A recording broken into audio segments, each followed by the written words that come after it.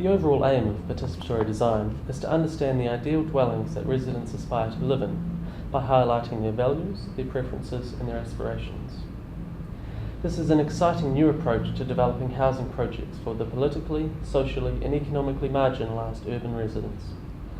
It's more than just participatory appraisal, which is asking what residents want and do not want and then using this information to design. Instead, it involves the community at the initial design stage to create more responsive environments, rather than residents being divorced from the design process and simply being consulted when a plan has been developed by professional architects. The approach has 4 guiding principles. Firstly, just because people may be economically poor doesn't mean we must not work to achieve all of their dwelling aspirations. Second, residents of marginalised communities are not ignorant about dwelling design. They can design, but they may need some professional support, such as technical or institutional support. Third, participatory design is a valuable tool to uncover residents' needs and aspirations, to develop residents' design skills and literacy in terms of spatial awareness or functional aspects, and also to build communities from the bottom up rather than simply receiving a top-down implemented project.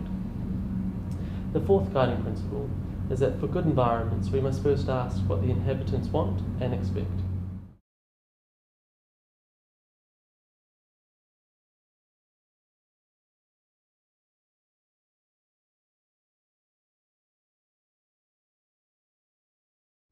Step 1 is to begin to understand the current dwelling situation.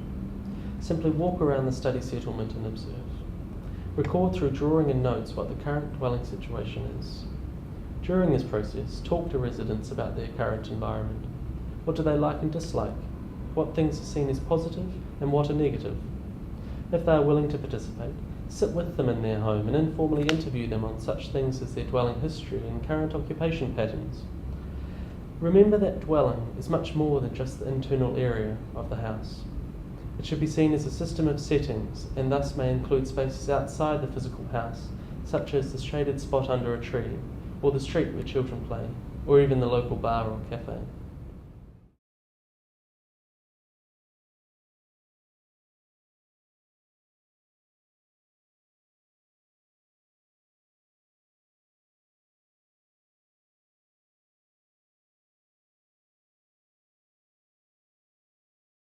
Step 2 follows on from stage 1.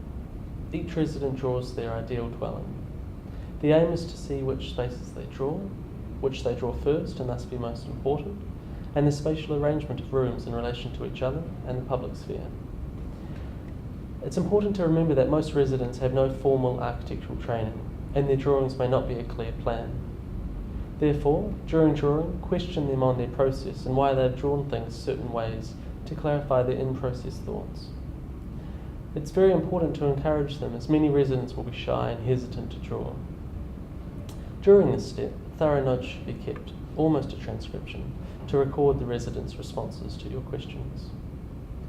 The drawing exercise should be undertaken with a wide range of people.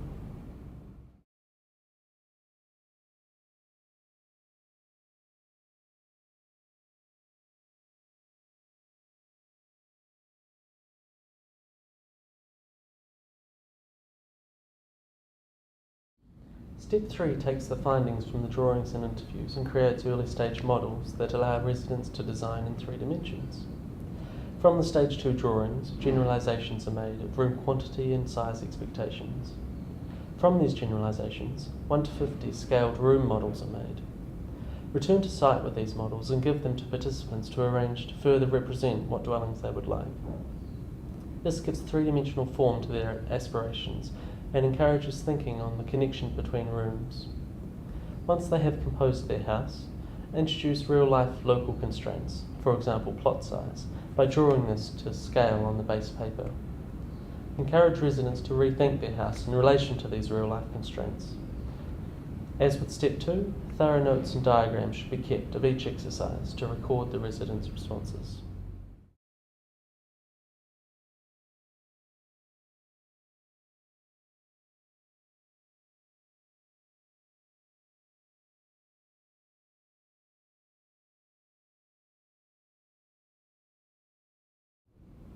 Step 4 explores the larger neighbourhood scale. As any residential environment should be more than a collection of individual buildings, Step 4 encourages residents to think about the neighbourhood scale. For example, how does their house relate to the street? How does the house relate to their neighbours? From the findings of the ideal house, develop several housing typologies that represent the common housing aspirations. For example, two-storied houses, single-storied houses, apartments or duplex. Make 1 to 50 scale models of different housing typologies. Here we move to a focus groups rather than individual interviews to get feedback on the relationship between inside and outside the house. Focus groups are useful to get residents discussing what ideal type of neighbourhood they want. They can discuss the benefits and disadvantages of each type, and the models are very useful to help facilitate this discussion. An important part of this approach is considering how these ideal dwellings can be achieved. Therefore, during the focus group, ask participants how they envisage achieving such dwellings. Do they expect to self-build their dwellings? Do they expect the government to build them? How do they expect to finance them, for example? As with the other stages, recording their responses and actions in the focus group is crucial. A useful method is to have a table with the typologies drawn across the top and with a column for each typology, where you can record the positive and negative comments that the participants make. While a focus group approach is productive for this stage, be careful that all the voices are being heard. Likewise, be observant to extreme influences of certain individuals over others. All participants should feel free to voice their thoughts and not be heavily influenced by others.